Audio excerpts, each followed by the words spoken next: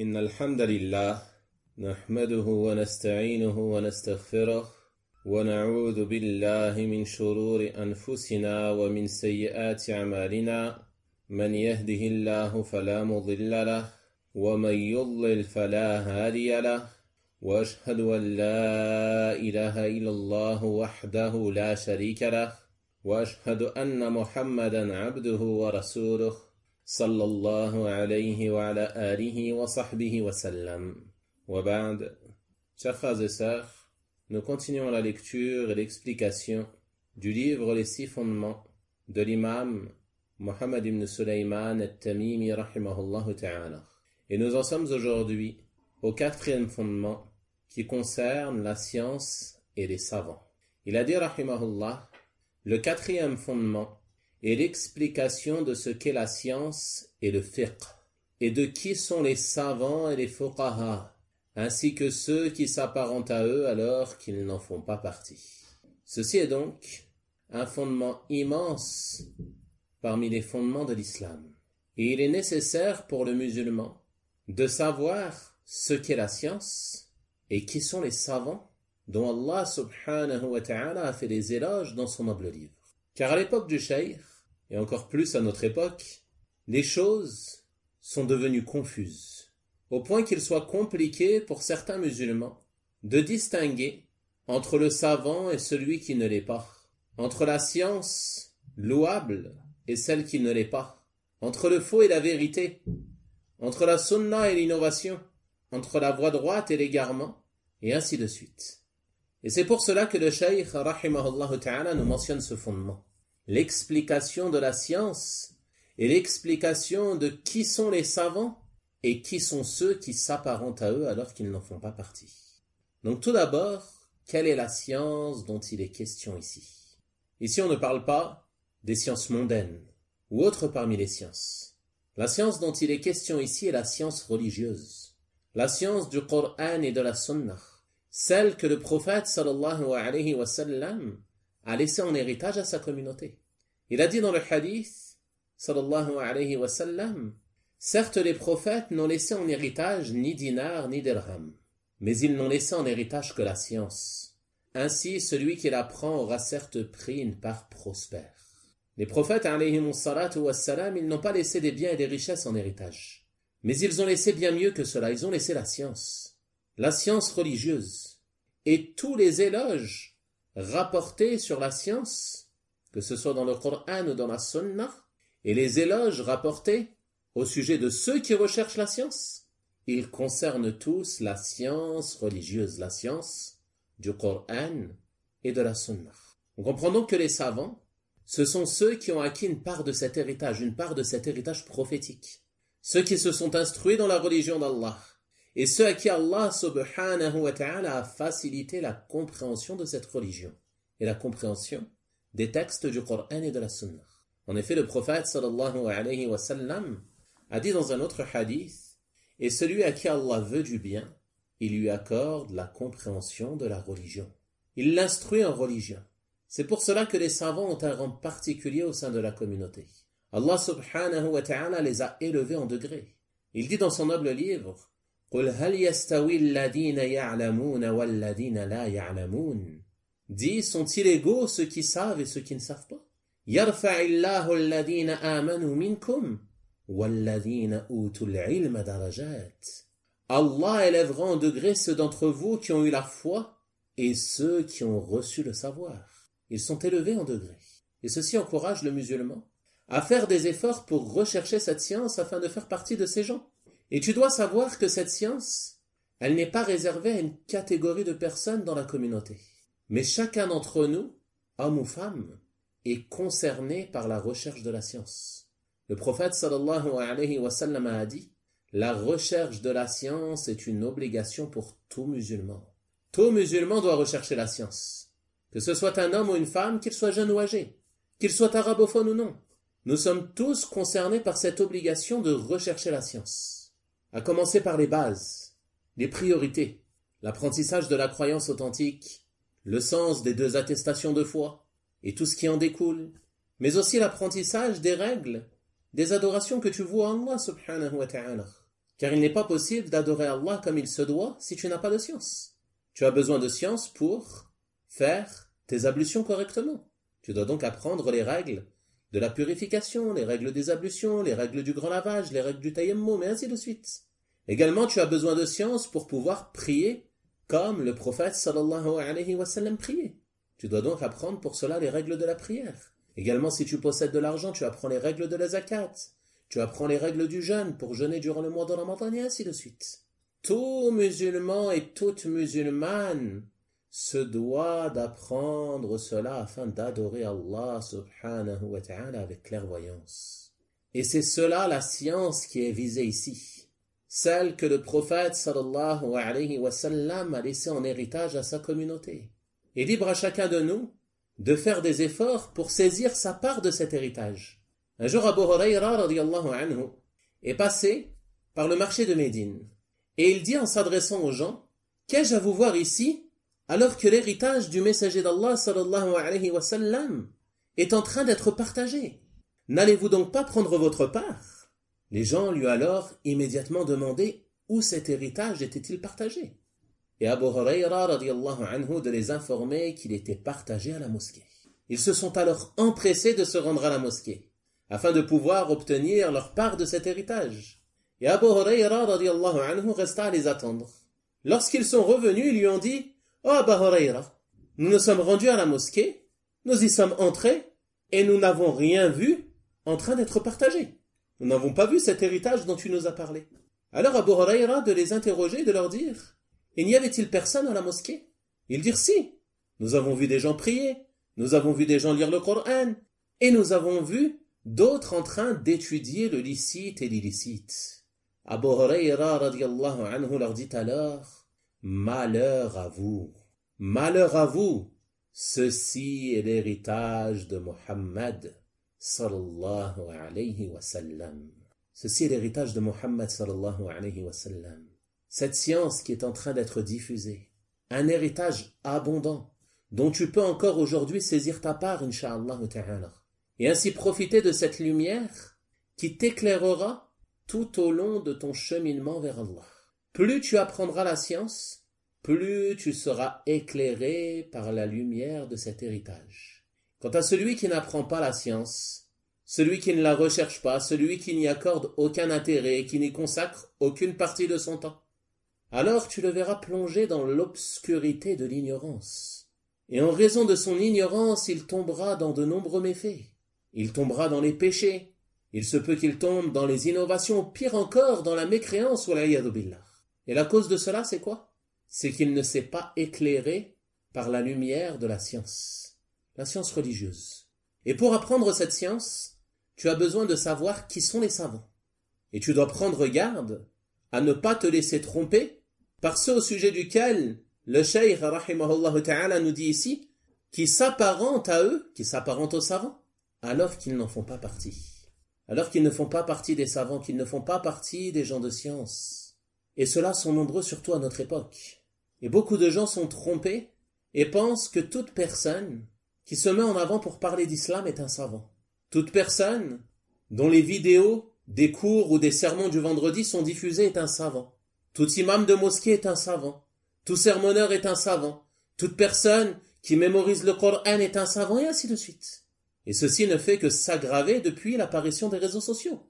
Car ces réseaux ont permis à tout ignorant et à tout muta'alim de se mettre en avant au point de faire de l'ombre aux vrais savants, qui pour beaucoup sont ignorés par nombre de personnes au sein de la communauté. L'éminent cheikh, le grand savant Salih al-Fawzan, hafidhahullah ta'ala, a dit « La présence de gens cultivés et de fervents sermonneurs ne remplace pas les savants au sein de la communauté. » Et le prophète sallallahu alayhi wa sallam a certes dit qu'à la fin des temps, les lecteurs seront nombreux et les savants seront peu. Et ceux-là, c'est-à-dire les gens cultivés, les fervents sermonneurs, ce sont des lecteurs, ce ne sont pas des savants. Employer le terme savant les concernant revient à employer ce terme à une place qui n'est pas la sienne. Et ce qui est pris en considération est la réalité des choses et non pas les appellations. Nombreux sont ceux à bien s'exprimer et à attirer les gens de la masse, alors qu'ils ne sont pas savants. Et ce qui dévoile ces gens-là, c'est que lorsqu'un événement se produit et que l'on a besoin de connaître le jugement religieux, les sermonneurs et ces gens fervents ont une compréhension limitée. Et c'est là qu'intervient le rôle des savants. Nous devons donc prêter attention à cela et donner à nos savants leurs droits, reconnaître leur rang et leur mérite et donner à chacun la place qui lui convient. Fin de citation de la parole de l'éminent cheikh Salih al-Fawzan, hafidahullah ta'ala, qui est tirée d'une conférence intitulée « L'obligation de vérifier les informations et de respecter les savants ». Et cette parole du cheikh, elle est d'une grande importance. Car on a pu observer que nombre de personnes ont délaissé les savants lors des troubles. Ils ont délaissé leurs conseils. Ils ont délaissé leurs orientations pour suivre qui? Pour suivre des gens qui sont bien souvent loin d'être des savants. Ou alors ils suivent d'autres personnes qui peut-être ont de la science, mais ne font pas forcément partie de ceux vers qui il nous incombe de revenir lors des troubles. Et il y a en cela de nombreux méfaits. Ceci est la cause de l'égarement de beaucoup de personnes, qui lors des troubles ne reviennent pas aux gens de science. Et vous connaissez certainement l'histoire de cet homme, parmi les enfants d'Israël, qui a tué 99 personnes. Puis il a souhaité se repentir. Il a alors interrogé un homme dévot, un adorateur. Il recherchait un savant, il s'est dirigé vers cet adorateur, afin de savoir s'il pouvait se repentir, après avoir tué 99 personnes. Et l'adorateur, lorsqu'il l'informa de cela, il a jugé son acte très grave. Il lui a alors dit qu'il ne pouvait pas se repentir. L'homme le tua alors et compléta ainsi à 100 le nombre de ses victimes. Il s'est ensuite renseigné au sujet d'un savant, puis il est parti le voir pour l'interroger. Et le savant l'a éclairé par la lumière de la science. Il l'a orienté vers ce qui était profitable pour lui ici-bas et dans l'au-delà. Il lui a dit qu'il pouvait se repentir, et que rien ne pouvait s'interposer entre lui et le repentir. Puis il lui a indiqué une contrée dont les habitants sont vertueux afin qu'il s'y rende, qu'il quitte la terre dans laquelle il vivait. Car celui qui a commis des péchés dans un endroit, s'il reste dans cet endroit, il risque de se rappeler de ses péchés passés. Il revoit les endroits dans lesquels il a commis ses péchés, il revoit les gens avec lesquels il a commis ses péchés, ainsi de suite. Donc, en s'éloignant de cet endroit, il s'éloigne ainsi des choses qui pourraient le pousser à rebrousser chemin et retomber dans les péchés. Et ceci, mes frères, fait partie des bienfaits de la hijra, de l'émigration sur le sentier d'Allah. Que l'homme quitte la terre de mécréance, où il a peut-être commis des péchés, et ainsi de suite, pour se rendre en terre d'islam et prendre ainsi un nouveau départ. Donc cet homme, qui a tué 99 personnes, il s'est rendu vers la contrée que lui avait indiqué le savant, puis la mort lui est venue en chemin. Et la suite du récit est connue. Mais ce qui est visé ici, c'est d'observer la différence entre l'ignorant et le savant. L'adorateur qui a été pris pour un savant a donné une mauvaise réponse qui a aggravé les péchés et la situation de cette personne. Tandis que le savant, il a éclairé cet homme et l'a orienté vers le bien et ce qui lui profite ici-bas et dans l'au-delà. On voit donc dans ce récit qu'il ne faut pas se laisser tromper par l'adoration des dévots. Il y a beaucoup de personnes qui, lorsqu'ils voient une personne faire beaucoup d'adoration, jeûner souvent, faire beaucoup de prières et ainsi de suite, ils ont tendance à l'élever au-dessus des gens de science. Ils se laissent ainsi tromper par l'adoration du dévot au détriment de la science du savant. On tire également comme bénéfice de ce récit que revenir au savant est une cause de réussite, une cause pour obtenir le salut ici-bas et dans l'au-delà, notamment en période de trouble. Revenir à leurs orientations, revenir à leurs conseils est une cause pour obtenir le salut bi'idhnillahi ta'ala. On tire également comme bénéfice de ce récit que le musulman doit prendre garde à n'interroger qu'un vrai savant, en qui il a confiance concernant son savoir et sa piété, et ne pas interroger le premier venu. Ceci est une chose courante aujourd'hui. Certaines personnes, dès qu'elles ont une question, elles interrogent le premier venu. Il va interroger une personne parce que elle l'a vu diriger la prière, par exemple, ou parce qu'elle a l'apparence d'une personne vertueuse, sans même savoir si cette personne est une personne de science. Ou alors il va interroger celui-ci parce qu'il a mémorisé le Coran. Mais mémoriser le Coran ne signifie pas forcément l'avoir compris. Ou alors il va interroger celui-ci parce que il parle arabe. Mais parler arabe ne signifie pas forcément avoir de la science. Et nombreux sont ceux, malheureusement, parmi ces gens, à se charger des fardeaux des autres en répondant à leurs questions alors qu'ils n'en ont pas les aptitudes. Et à faire preuve de ta'alum. Le mot ta'alim, c'est qui? C'est celui qui feint la science, alors qu'il n'en a pas. Et j'attire votre attention ici sur le fait que le mot ta'alim, ce n'est pas forcément un pur ignorant. Il se peut qu'il ait une part de science.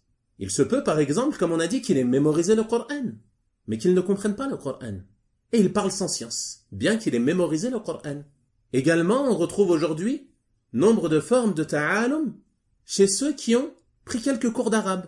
Il se peut qu'il a pris quelques cours d'arabe en ligne, ou alors même qu'il ait voyagé dans certains instituts, dans certains pays musulmans. Puis après quelques mois, maintenant qu'il comprend l'arabe, il se pense plus savant que ses frères qui peut-être ont passé des années à étudier auprès des gens de science.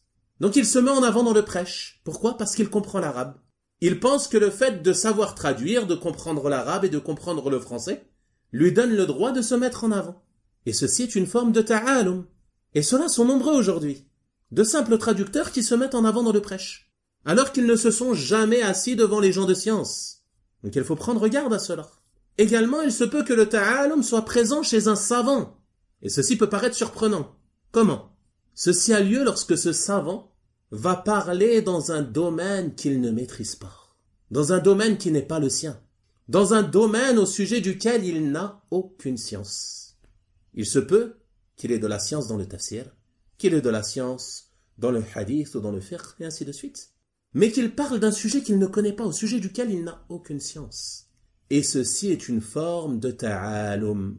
Donc bien que ce soit un savant, on ne reviendra pas à lui au sujet des choses qui ne sont pas de son domaine. Et ceci est une chose importante à comprendre. Barakallahu fikum. Il est indispensable pour nous de savoir qui sont les savants, afin de pouvoir profiter d'eux, afin de pouvoir revenir aux vrais savants, aux savants qui sont Rabbaniyoun, qui, comme l'ont dit les gens de science, sont ceux qui éduquent les gens sur la législation d'Allah subhanahu wa ta'ala et non pas sur les passions et les innovations. Ceux qui enseignent aux gens les bases de la science avant les choses complexes. On voit parfois certains de nos frères et sœurs trompés parce qu'ils assistent à une assise ou qu'ils écoutent un cours ou qu'ils lisent un livre d'une personne qui va aborder beaucoup de choses compliquées, des choses qui les dépassent, des choses qu'ils ne comprennent pas. Ils sont alors impressionnés et se disent celui-ci a beaucoup de science. Masha'Allah, il a parlé de questions, je n'ai rien compris. On entend ça parfois.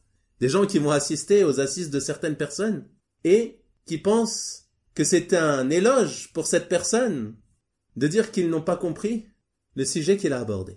Quoi qu'il en soit, ces personnes-là, en réalité, il se peut qu'elles aient certaines connaissances, étant donné qu'elles abordent tous ces sujets. Mais malgré cela, elles souffrent d'un manque de fiqh, un manque de compréhension. Celui-ci, il n'est pas Rabbani, car le Rabbani, c'est celui qui enseigne aux gens ce dont ils ont besoin en commençant par les bases de la science. Puis il les fait avancer par étapes. Il ne vient pas à eux avec des choses complexes qu'ils ne comprennent pas pour les impressionner, non. Le savant Rabbani, il ne fait pas cela. Mais il enseigne aux gens les bases de la science, ce dont les gens ont besoin pour se rapprocher d'Allah, subhanahu wa ta'ala. Et parmi les caractéristiques les plus importantes des vrais savants, il y a le fait qu'ils appellent à Allah subhanahu wa ta'ala avec science et clairvoyance, suivant le chemin du prophète sallallahu alayhi wa sallam. Comme Allah subhanahu wa ta'ala a dit à son sujet, au verset 108 de Surat Yusuf, « Qul hadihi sabili ad'u ila Allahi ala basira, ana wa man ittaba'ani. » Dis, voici ma voix. J'appelle les gens à Allah, comment? Avec clairvoyance. Moi et ceux qui me suivent. Moi et ceux qui me suivent. Le prophète sallallahu alayhi wa sallam et ceux qui le suivent appellent à Allah comment? Avec clairvoyance. Ceci est donc la voix du messager d'Allah sallallahu alayhi wa sallam dans l'appel à Allah et la prédication. Et c'est cette voix que ceux qui veulent suivre le messager sallallahu alayhi wa sallam doivent emprunter. Appeler les gens à Allah, c'est-à-dire appeler les gens à la religion d'Allah. Non pas appeler les gens à sa personne, ou à son groupe, à son parti, ou à sa secte. Non. Le but de cet appel doit être d'appeler les gens à la religion d'Allah subhanahu wa ta'ala, que les gens suivent et s'accrochent à la vérité venant de leur Seigneur, qui est exposée dans son livre, dans le Coran et dans la sunna de son messager, sallallahu alayhi wa sallam. Car il y a beaucoup de gens, malheureusement, qui, peut-être ont de la science, mais ils n'appellent pas les gens à Allah, ils appellent les gens à les suivre, à être avec eux, à les soutenir, et ainsi de suite. Et ceci ne fait pas partie des caractéristiques des vrais savants. Ils appellent donc les gens à Allah, comment? Avec clairvoyance, avec science, en se basant sur les preuves du Coran, les preuves de la sunna, non pas en se basant sur les passions, non pas en se basant sur l'ignorance, non pas en se basant sur les innovations instaurées et les choses nouvelles en religion qui ont été instaurées par ceux qui se sont détournés de la voie du messager d'Allah, sallallahu alayhi wa sallam. Le vrai savant est donc celui qui emprunte cette voie dans l'appel à Allah. Il appelle sincèrement à la religion d'Allah, au suivi du livre d'Allah et de la sunna du messager d'Allah, sallallahu alayhi wa sallam, en se basant sur des preuves évidentes et non pas avec ignorance. Et comme on a dit, il appelle les gens à Allah et non pas au suivi de sa personne. Il ne demande pas aux gens de le suivre lui particulièrement. Il appelle les gens à la vérité, qu'ils le suivent lui ou un autre parmi les gens de la vérité. Il n'impose pas aux gens de le suivre ou de suivre ses fatwas. Il n'impose pas aux gens de ne pas diverger avec lui. Celui qui fait cela, ce n'est pas un vrai savant. Il n'appelle pas Allah, mais il appelle les gens à sa personne. Donc nous avons besoin de connaître les savants, comme on a dit, afin de les distinguer de ceux qui s'apparentent à eux alors qu'ils n'en font pas partie. Car il y en a qui s'apparentent aux savants, dans leur aspect, dans leur allure, dans leur façon de parler, dans leur façon d'agir, dans leur façon d'écrire. Mais en réalité, ce ne sont pas des savants. Et ils ne sont pas semblables aux savants en ce qui concerne le bon conseil et la nasiha, et la loyauté envers les gens, ainsi que dans la volonté de la recherche et du suivi de la vérité. Et ceci apparaît clairement lors des périodes de troubles. Ces troubles durant lesquels Allah subhanahu wa ta'ala distingue ses alliés. Ensuite, l'auteur, rahimahullah ta'ala, a dit: Allah a exposé ce fondement au début de la sourate Al-Baqarah. À partir de sa parole, Ya bani Israël, azkuru ni'mati allati an'amtu alaykum wa awfu bi'ahdi ufi bi'ahdikum.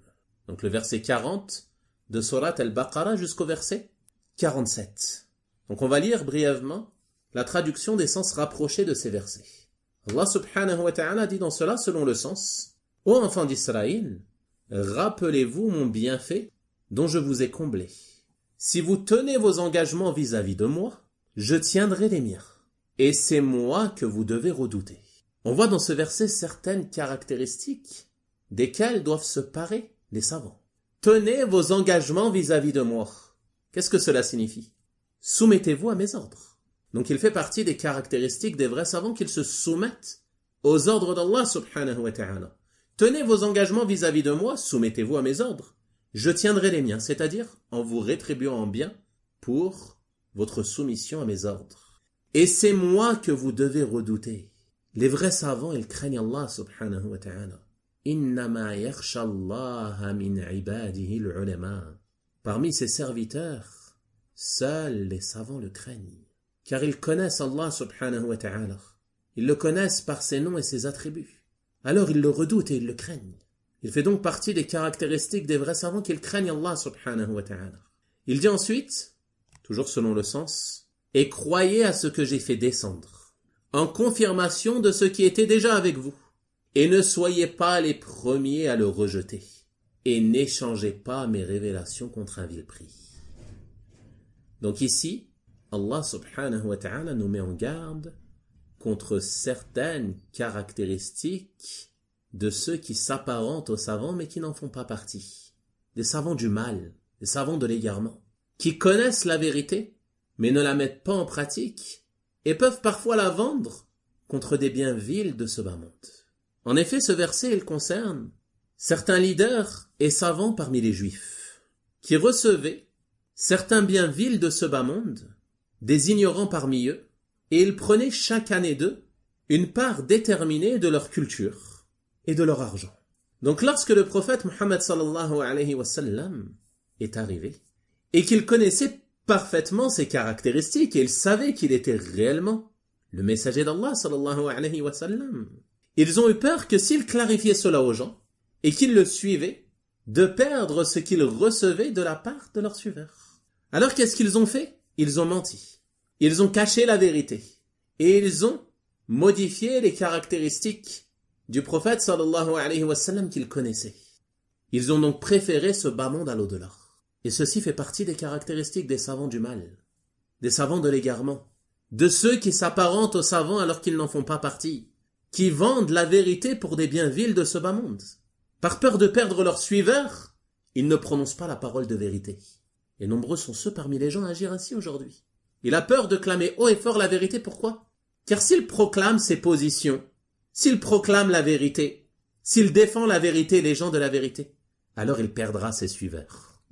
Il ne veut pas perdre ses suiveurs, car il se peut que ses suiveurs lui apportent des biens vils parmi les biens vils de ce bas monde, qu'ils le soutiennent financièrement ou autre, alors il ne veut pas les perdre. Ou alors tout simplement par amour de la notoriété. Il ne veut pas perdre les gens qui sont autour de lui. Donc il ne proclame pas la vérité, wal'iyadu billah.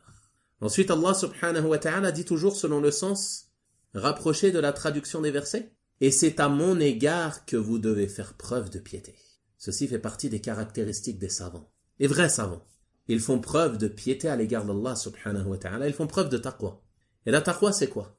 C'est de se soumettre aux ordres d'Allah subhanahu wa ta'ala en les accomplissant, et de se soumettre à ses interdits en les délaissant. Et ceci fait partie des caractéristiques des vrais savants. Ils font preuve de piété à l'égard d'Allah subhanahu wa ta'ala. Ils se soumettent à ses ordres, ils les accomplissent. Ils se soumettent à ses interdits, ils les délaissent. Ensuite il dit, et ne mêlez pas le faux à la vérité. Ne cachez pas sciemment la vérité. Deux autres caractéristiques parmi les caractéristiques de ceux qui s'apparentent aux savants alors qu'ils n'en font pas partie. Des savants du mal, des savants de l'égarement. Ils mêlent le faux à la vérité. Pourquoi ils mêlent le faux à la vérité? Pourquoi ils n'appellent pas directement au faux, à l'innovation et à l'égarement? Car s'ils viennent avec le faux directement, les gens ne vont pas les suivre, ils ne vont pas accepter. Donc ils mêlent le faux à la vérité. Comme on l'a vu dans le premier fondement. Comment le diable a enjolivé aux gens le polythéisme, en leur présentant le polythéisme sous apparence d'amour des vertueux. Il est légiféré pour nous d'aimer les vertueux, de les respecter. On les aime en Allah subhanahu wa ta'ala. Ceci est une chose vraie. Donc il est venu avec cette part de vrai, et il y a introduit le faux, qui est le fait de vouer à ces vertueux certaines formes d'adoration comme l'invocation, le sacrifice et autres. Donc les gens du faux, c'est de cette manière qu'ils agissent. Ils mêlent le faux à la vérité afin de tromper les gens. Et ils cachent la vérité. Ils ont connaissance de la vérité, mais ils la cachent.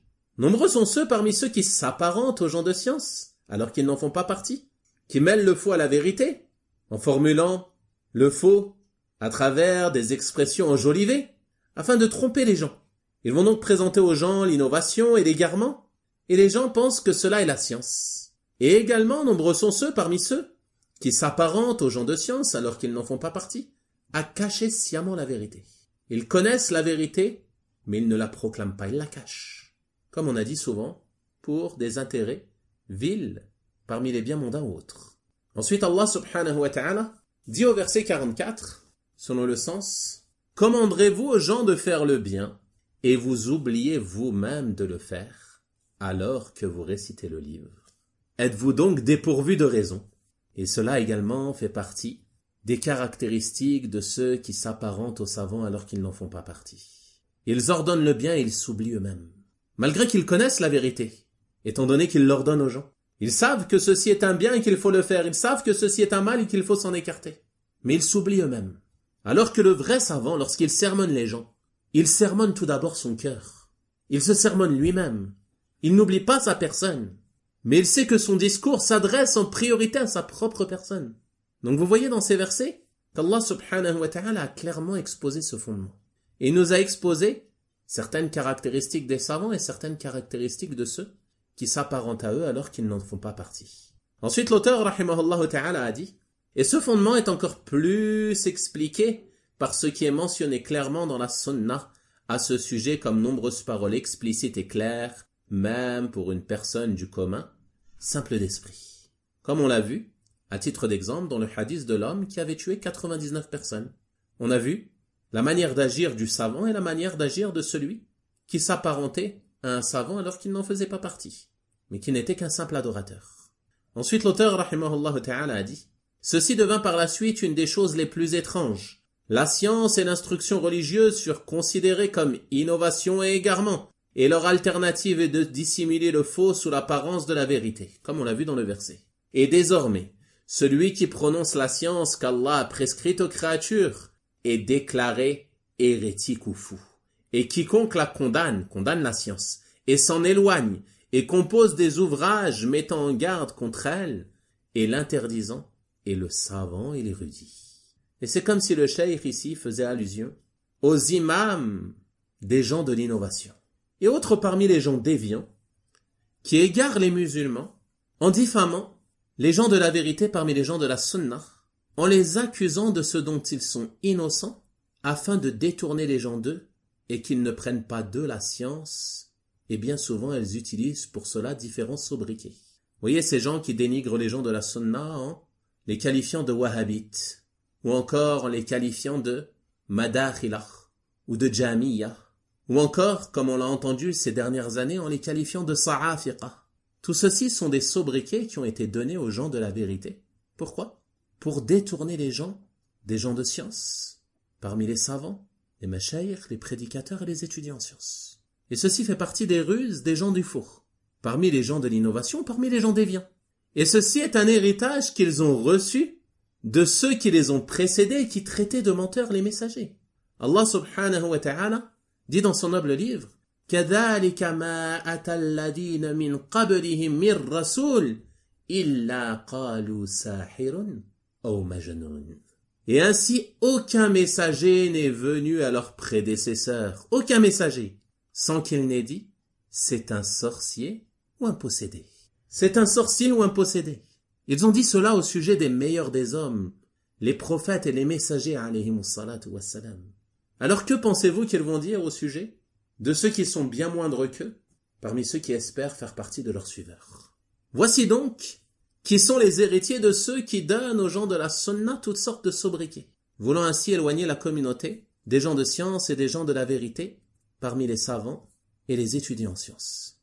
Et on demande à Allah subhanahu wa ta'ala de préserver la communauté de leur mal. On a donc terminé ainsi le 4e fondement, et durant le temps qu'il nous reste, on va commencer la lecture du 5e fondement, incha'Allah ta'ala, que l'on terminera demain. L'auteur, rahimahullah ta'ala, a dit, le 5e fondement est qu'Allah caractérise clairement ses alliés et les distingue de ceux qui leur ressemblent parmi les ennemis d'Allah, les hypocrites et les pervers. Donc dans ce 5e fondement, l'auteur, rahimahullah ta'ala, va nous exposer les caractéristiques des alliés d'Allah. Et ce afin qu'on les distingue des alliés du diable. Et lorsqu'on parle des alliés d'Allah, il est nécessaire de savoir que l'on parle tout d'abord des croyants. Celui qui n'est pas croyant ne peut pas faire partie des alliés d'Allah. Allahu waliyyul ladhina amanu. Allah est l'allié de ceux qui ont cru. Et plus particulièrement, Allah subhanahu wa ta'ala a pour alliés ceux qui ont cru et ceux qui font preuve de piété à son égard et se tiennent droit sur sa religion. Comme il dit subhanahu wa ta'ala, Ala inna awliya Allahi la khawfun alayhim wa la hum yahzanun. En vérité, les alliés d'Allah seront à l'abri de toute crainte et ils ne seront point affligés. Qui sont-ils? Il nous dit subhanahu wa ta'ala, Alladhina amanu wa kanu yattaqun. Ceux qui ont eu la foi, ceux qui croient et qui font preuve de piété. Comme on a dit, la piété, qui consiste à se soumettre aux ordres d'Allah subhanahu wa ta'ala en les accomplissant et à se soumettre à ses interdits en les délaissant. Ce n'est donc pas toute personne qui prétend être un allié d'Allah qu'il est vraiment. Sinon cela serait facile, tout le monde dirait je fais partie des alliés d'Allah.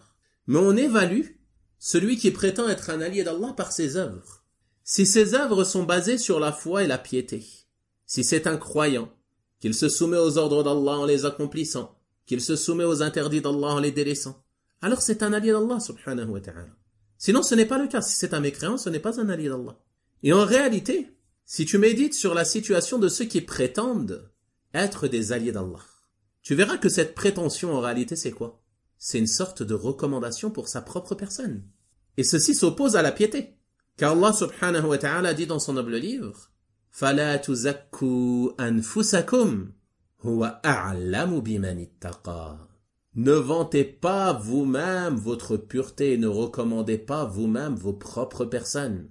C'est lui, c'est-à-dire c'est Allah, qui connaît mieux ceux qui font preuve de piété à son égard. Tu n'as pas besoin de te recommander. Allah subhanahu wa ta'ala sait ceux qui font preuve de piété à son égard. Donc celui qui prétend faire partie des alliés d'Allah, qui dit « moi je suis un wali, appelez-moi Sidi un tel ou je ne sais quoi », il a lui-même vanté sa propre personne. Et il est ainsi tombé dans une désobéissance, dans un péché, dans ce qu'Allah subhanahu wa ta'ala a interdit. Et ce péché, il s'oppose à la piété. Cette piété qui fait partie des caractéristiques des vrais alliés d'Allah. Donc les alliés d'Allah subhanahu wa ta'ala, ils ne se vantent pas. Ils ne font pas les éloges de leur propre personne par ce genre de prétention. Mais ils croient en Allah subhanahu wa ta'ala et ils font preuve de piété à son égard. Ils œuvrent dans l'obéissance à Allah subhanahu wa ta'ala de la manière la plus complète. Et ils ne leurrent pas les gens et ne les trompent pas par ce genre de prétention qui les égare du sentier d'Allah subhanahu wa ta'ala.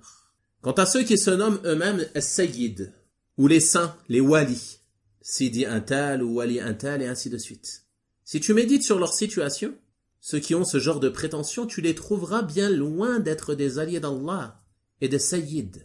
C'est pour cela qu'il est conseillé aux musulmans de ne pas se faire leurrer par quiconque prétend être un wali, quiconque prétend être un saint, jusqu'à ce que la situation de cette personne soit évaluée par ce qui est venu dans les textes du Coran et de la Sunna comme description des alliés d'Allah. Et l'auteur, rahimahullah ta'ala, nous a indiqué certains signes nous permettant de distinguer les alliés d'Allah subhanahu wa ta'ala à travers 3 versets du Coran qu'il a cités dans cet ouvrage. Il a dit, rahimahullah, et il suffit à ce sujet, c'est-à-dire pour distinguer les alliés d'Allah, un verset de Surat Ali Imran, qui est le verset 31, dans lequel Allah subhanahu wa ta'ala a dit « Qul in kuntum tuhibbun Allah, fattabi'uni yuhibbukum Allah. » Dis, c'est-à-dire, ô messager d'Allah, ô Muhammad, dis, si vous aimez vraiment Allah, alors suivez-moi. Suivez le messager d'Allah, sallallahu alayhi wa sallam. Et si vous le suivez, Allah vous aimera. Les gens de science ont appelé ce verset le verset de la mise à l'épreuve. Et ce car il y a des gens qui prétendaient aimer Allah. Alors Allah subhanahu wa ta'ala a descendu ce verset pour les mettre à l'épreuve afin de voir s'ils étaient véridiques dans leur prétention d'aimer Allah.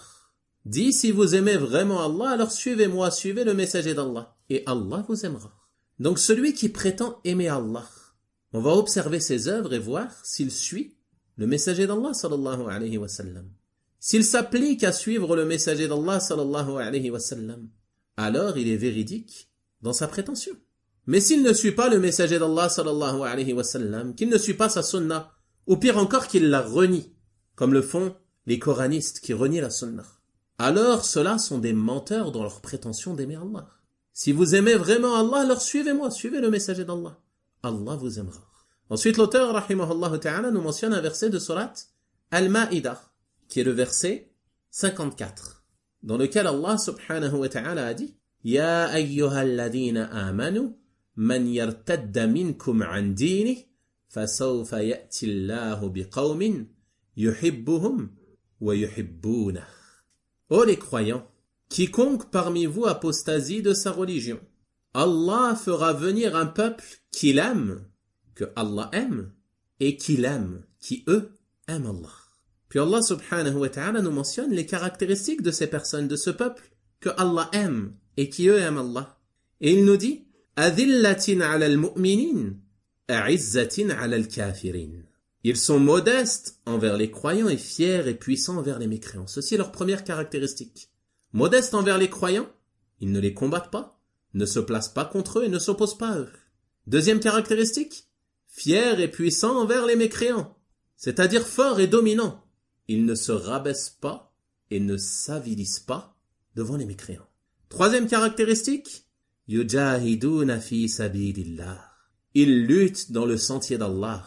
Ils prodiguent des efforts pour que la parole d'Allah subhanahu wa ta'ala soit la plus haute. Ils mettent en pratique cette religion. Quatrième caractéristique, wala yakhafuna lawmata la'im. Ils ne craignent le blâme d'aucun blâmeur. C'est-à-dire que si quelqu'un les blâme pour ce qu'ils mettent en pratique de la religion d'Allah subhanahu wa ta'ala, ils ne craignent pas son blâme. Ceci ne les empêche pas de mettre en pratique la religion d'Allah sous prétexte que les gens vont les blâmer sous prétexte que les gens vont les dévisager ou sous prétexte que les gens vont chercher à leur nuire. Non, ils ne craignent pas les blâmes. Ils mettent en pratique la religion d'Allah subhanahu wa ta'ala comme Allah leur a ordonné. Il y a un grand bénéfice à retenir ici, que le musulman il ne doit pas avoir peur du regard des gens. Beaucoup de personnes, malheureusement, lorsqu'ils veulent mettre en pratique certains préceptes de cette religion, ils se soucient du regard des gens. Qu'est-ce que va penser un tel? Qu'est-ce que va penser celui-ci? Comment les gens vont me regarder dans la rue? Et ainsi de suite. Et ceci est contraire à ce qui nous est demandé et ce qui est attendu de nous. Le musulman, il ne se soucie pas du regard des gens. Il met en pratique la religion d'Allah comme Allah subhanahu wa ta'ala lui a ordonné. Et il ne craint le blâme d'aucun blâmeur. Et ceci fait partie des caractéristiques de ceux qu'Allah subhanahu wa ta'ala aime et qui aiment Allah. Ensuite, le cheikh, rahimahullah ta'ala, a mentionné un verset de la sourate Yunus, dans lequel Allah subhanahu wa ta'ala a dit Ala inna awliya Allahi la khawfun alayhim wa lahum yahzanun alladhina amanu wa kanu yattaqun. Et c'est le verset que l'on a mentionné précédemment. En vérité, les alliés d'Allah seront à l'abri de toute crainte et ils ne seront point affligés. Ceux qui croient et qui font preuve de piété à l'égard d'Allah. Allah subhanahu wa ta'ala a donc expliqué dans ce verset que ces alliés sont ceux qui se caractérisent par ces deux caractéristiques immenses, la foi et la piété. La foi par le cœur et la piété par les membres. Donc celui qui prétend être un allié d'Allah et qui ne se caractérise pas par ces deux caractéristiques, c'est un menteur dans sa prétention. S'il ne met pas en pratique cette religion, il ne fait pas partie des alliés d'Allah. S'il n'a pas la foi, il ne fait pas partie des alliés d'Allah. S'il transgresse les interdits d'Allah et ne se soumet pas aux ordres d'Allah, il ne fait pas partie des alliés d'Allah. C'est un menteur dans sa prétention.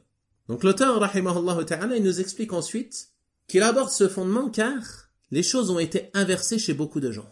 Beaucoup de personnes pensent que le wali, le saint, le sayyid, c'est celui qui ne met pas en pratique la religion, celui qui délaisse les ordres d'Allah, celui qui transgresse les interdits, comme on le retrouve dans de nombreuses confréries soufis, wallahu al-musta'an. Et il n'y a pas de doute que ceci est un égarement évident, et c'est ce qu'on clarifiera dans le cours de demain, incha'Allah ta'ala, lorsqu'on terminera ce fondement, bi'idnillahi ta'ala. On va donc s'arrêter là pour aujourd'hui.